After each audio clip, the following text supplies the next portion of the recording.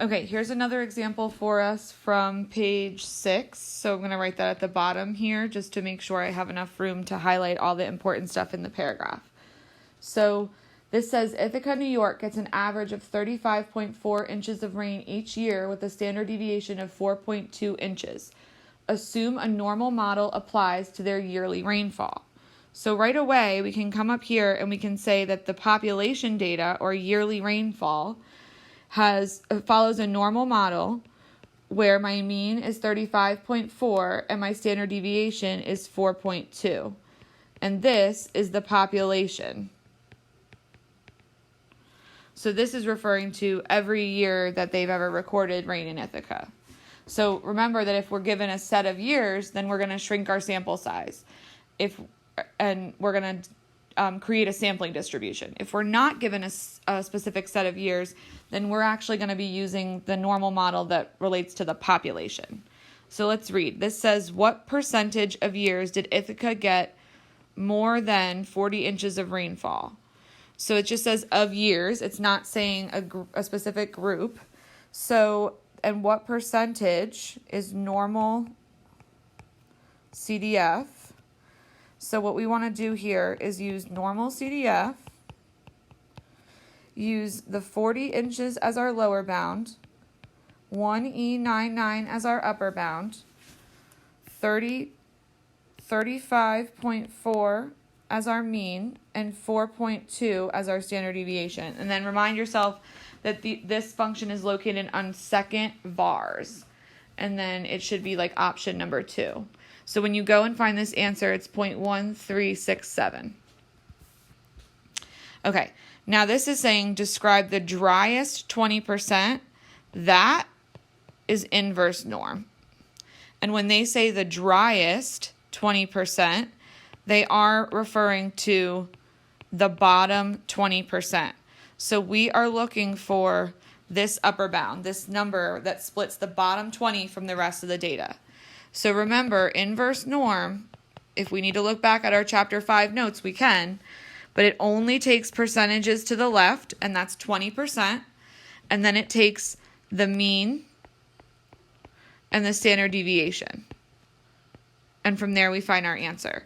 Now remember, this is of all years in Ithaca, so this is the population again.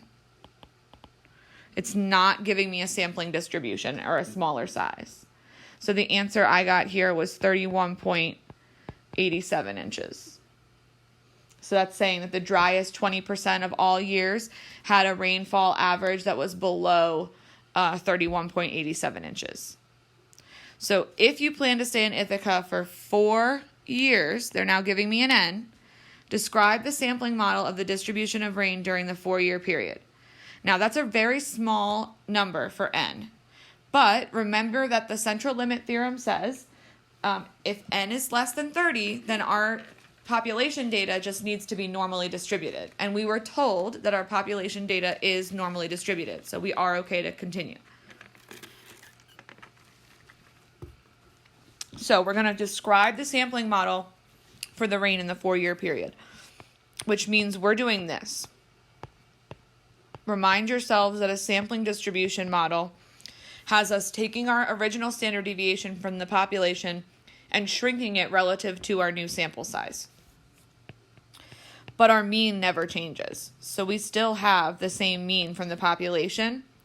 But now I'm going to take the 4.2 and I'm going to divide it by the square root of 4, or the number of years we're now staying in Ithaca. So I'm going to do my middle step here, 35.4. This is 4.2. And the square root of 4 is 2. So our new model is 35.4 with a standard deviation of 2.1. So now it says, what is the probability that those 4 years average less than 30 inches? So what is the probability is normal CDF. Those 4 years is telling me to use the model from part C. And less than 30 inches of rainfall is actually now giving me my upper bound. So now we're going to jump to normal CDF. If we're given an upper bound but no lower bound, we use negative 1E99, use the upper bound given, and then make sure that the mean doesn't change, but we want to use our smaller standard deviation for the sampling distribution of 4 years at a time. And when you put this in the calculator, the answer is really small. So 0.0051 looks like. Okay, I think that with that information, you could successfully try example 3 on page 7. So try number 3 on page 7, and then look at my solutions. It actually, it does the similar thing. It like does something from the population, and then it gives you a sample size, and then it gives you another sample size. So it actually makes you find 2 different sampling distribution models in the same problem in number 7. And the solutions are online. So please comment below if you have questions for me about any of this.